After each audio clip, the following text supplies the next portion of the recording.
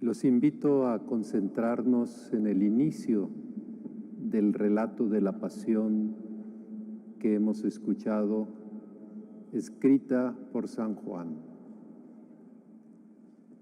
Jesús fue con sus discípulos al otro lado del torrente Cedrón, donde había un huerto, y allí entró con ellos.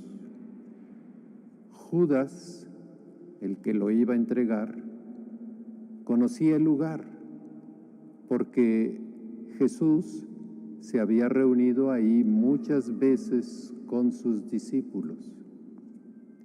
Entonces Judas tomó un destacamento de soldados y también de guardias, enviados por los sacerdotes y los fariseos, y fue allí con lámparas, antorchas y armas.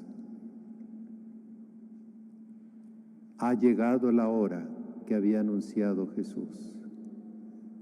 Jesús ha preparado a su comunidad y ahora un miembro de ella, Judas, que no ha entendido a su maestro, porque éste ha rechazado ser el Mesías triunfador y poderoso que esperaba Judas para liberar al pueblo de Israel del Imperio Romano. Por tanto, debía imponerse por la fuerza. Como Jesús ha rechazado ese camino, lo entrega a las autoridades, facilitando su captura. Judas conocía el lugar como uno de los 12 discípulos. Jesús le había abierto los espacios de intimidad y de encuentro para desarrollar la fraternidad y la amistad entre ellos. Judas no valoró a Jesús como persona que lo amaba y que lo había elegido para estar en su círculo de discípulos. Prefirió mantener sus ideas sobre el mesianismo revolucionario para la liberación del Imperio Romano por medio de las armas, de la guerrilla y de la violencia. ¿Cuántas veces nos hemos considerado como Judas, que Dios debería intervenir con fuerza y poder para acabar con los malvados? ¿Cuántas veces ha venido a nuestra mente, por qué Dios permite tanta maldad entre los hombres?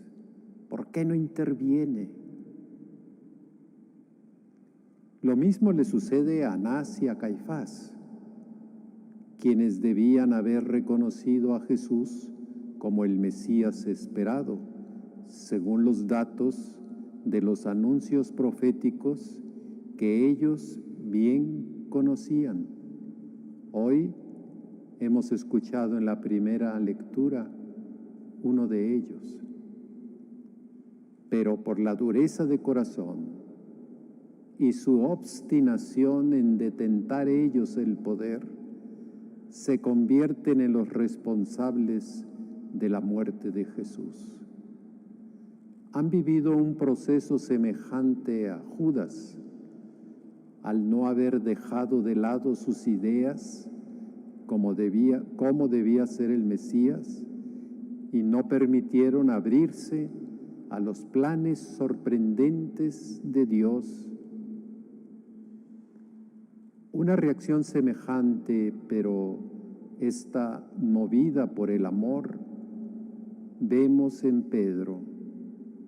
Dice el texto: entonces Simón Pedro, que tenía una espada, la sacó y de un golpe le cortó la oreja derecha a un sirviente del sumo sacerdote de nombre Malco.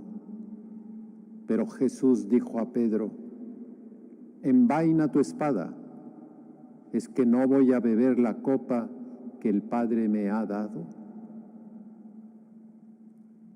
Pedro reacciona sin pensar en las enseñanzas del Maestro y trata de defenderlo, pero es reprendido porque ese no es el camino para salir en su defensa.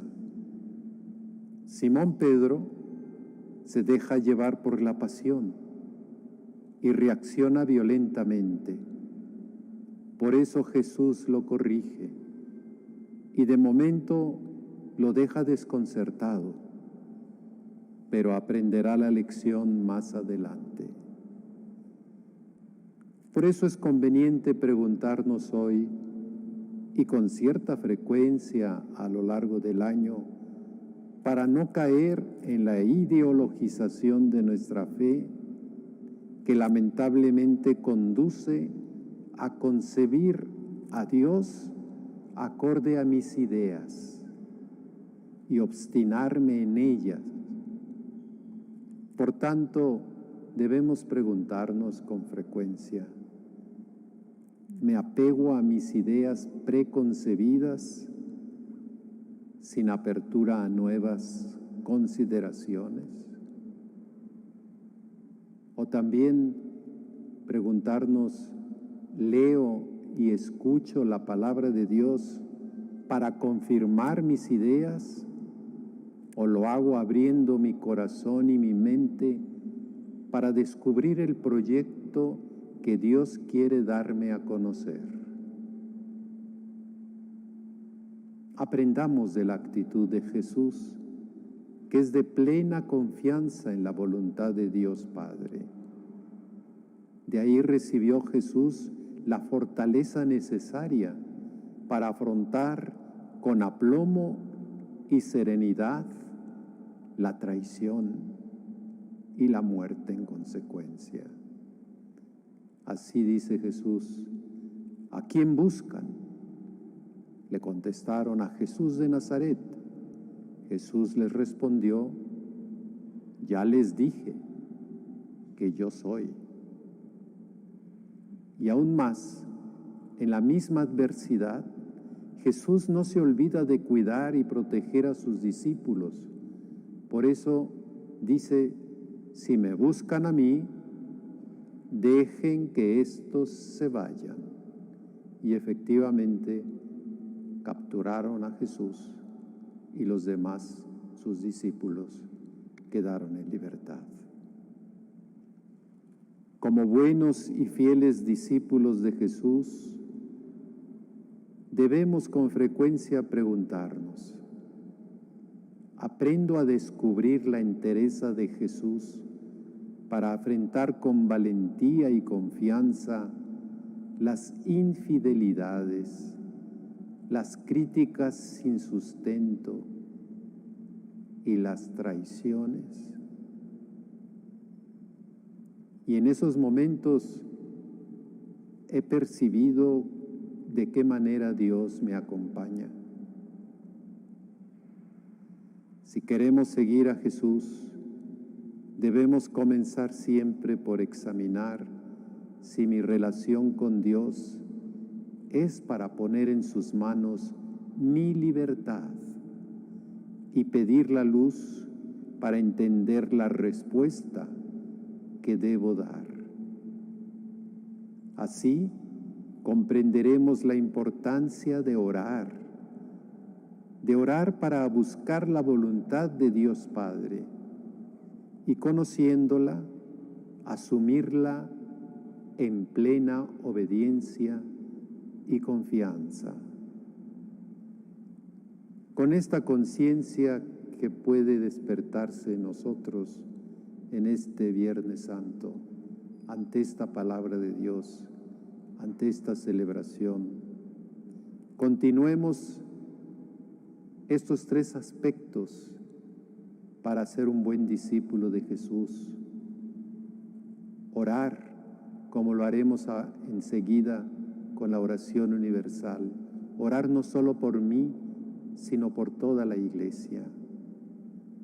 Luego vamos a adorar la cruz de Cristo, para que pidamos esa fortaleza y entereza de afrontar los momentos de sufrimiento o de injusticia que vivamos al besar, al adorar esa cruz. Y tercero, con lo cual terminaremos nuestra celebración, recibirlo en la comunión, quienes así lo puedan sacramentalmente, quienes no espiritualmente, porque al unirnos a Él, recibimos como Él la fuerza del Espíritu Santo para entregar nuestra vida a la voluntad del Padre, a lo que me pida el Señor. Que así sea.